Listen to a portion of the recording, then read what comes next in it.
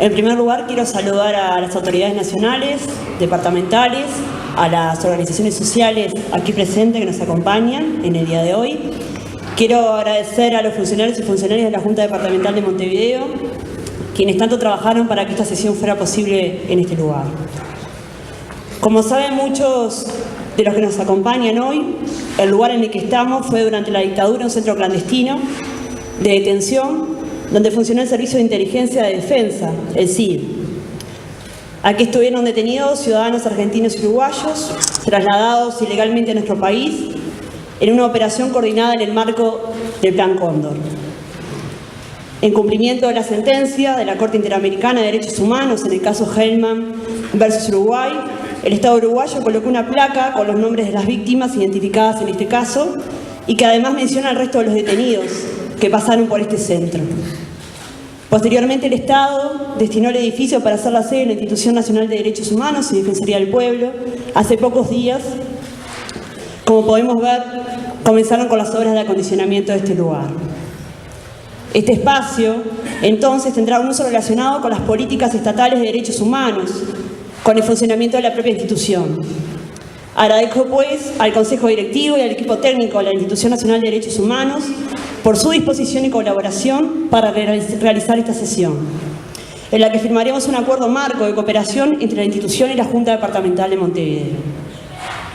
La memoria es en esencia un fenómeno colectivo, que parte de historias individuales, pero que adquiere una nueva dimensión al plantearse desde una narrativa común, desde un nosotros. Es en ese punto que las distintas experiencias y testimonios se transforman en nuestras memorias, memorias que entendemos como propias y que nos interpelan sobre lo que somos. Es allí cuando el ejercicio de la memoria se transforma en un elemento más que importante a la hora de definir un rumbo, de mirar al futuro. Nuestro país fue parte de los procesos que caracterizaron la segunda mitad del siglo XX en nuestra región y que en el marco de la Guerra Fría, inspiradas en la doctrina de la seguridad nacional, llevaron a la intervención militar y a la usurpación del poder por parte de las Fuerzas Armadas a lo largo de toda Latinoamérica. El golpe de Estado en nuestro país en el año 73 es parte de ese proceso que se venía gestando desde finales de los 60, en un Uruguay caracterizado por fuertes transformaciones que fueron resultado de la profunda crisis económica que se vivía, de la fractura social, de la deslegitimación del sistema político, del aumento de la violencia política, de la acción del Escuadrón de la Muerte y de la intervención militar en la vida política. La dictadura cívico-militar uruguaya, que permaneció en el poder hasta 1985, se caracterizó por su intervención en los diferentes ámbitos de la sociedad. La práctica sistematizada de la persecución política y el uso generalizado de la tortura como forma de imponer el miedo como mecanismo de control social. Fue también la imposición de un modelo económico afirmado en la teoría de la economía neoliberal de la Escuela de Chicago, que contó con la complicidad de las élites locales, a las que poco les importaba postergar el respeto a los derechos humanos en aras de crecimiento económico y la imposición de su modelo de acumulación. Estas características del proceso dictatorial uruguayo fueron compartidas por los regímenes que se impusieron también en Argentina, en Paraguay, en Brasil, en Bolivia y en Chile. Es en este contexto que se forma una red ilícita de coordinación represiva para vigilancia, realización de acciones encubiertas, de contrainsurgencia y acciones conjuntas de exterminio, que operó tanto dentro como fuera de la región.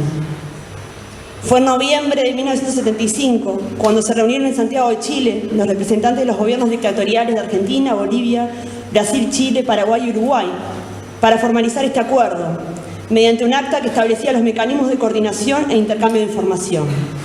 Este acuerdo recibió el nombre oficial de Operación Cóndor. Los representantes de Brasil finalmente no firman el documento, aunque luego participarán de las acciones del Cóndor.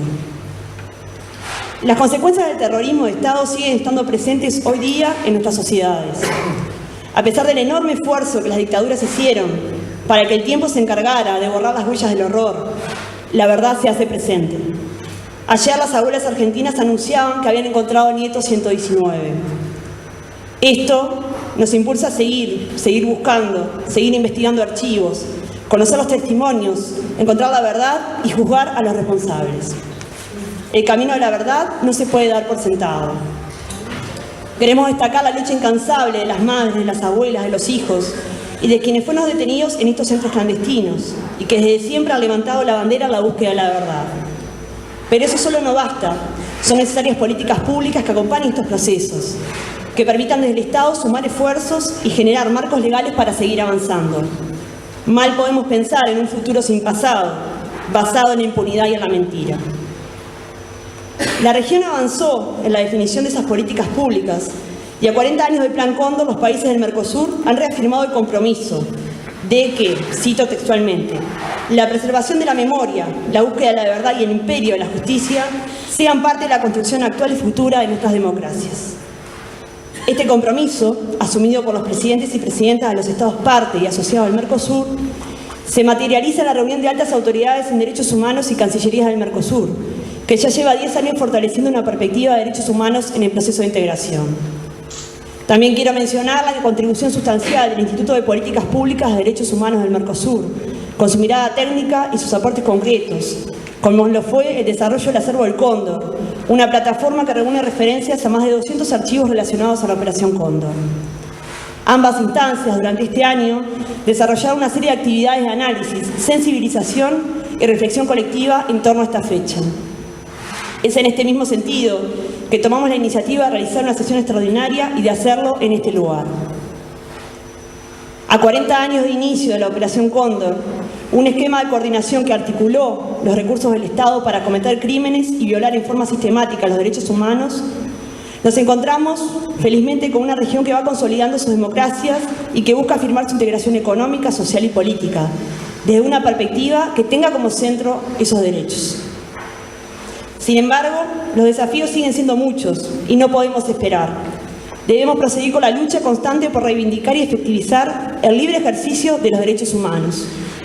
Los estados locales, las ciudades y sus gobiernos departamentales, tanto del Ejecutivo como del Legislativo, debemos contribuir con nuestro esfuerzo en la definición de políticas públicas que signifiquen un aporte a la construcción de la memoria y la consolidación de nuestras democracias. Para finalizar, quiero solicitar que se le haga llegar la versión taquigráfica de esta sesión al Intendente de Montevideo, al ingeniero Daniel Martínez, al doctor Pablo Abrado, el Secretario Ejecutivo del Instituto de Políticas Públicas en Derechos Humanos del Mercosur, al alto representante del Mercosur, doctor Rosinia, al Secretario de Derechos Humanos de la Presidencia de la República, Javier Miranda, a la Directora de la Secretaría de Derechos Humanos para el pasado reciente, Isabel Schroeder, a la Fundación Semán Michelini, al Observatorio Lucio Ibarburu, al Museo de la Memoria, a Crisol y a madres y familiares de detenidos desaparecidos. Gracias.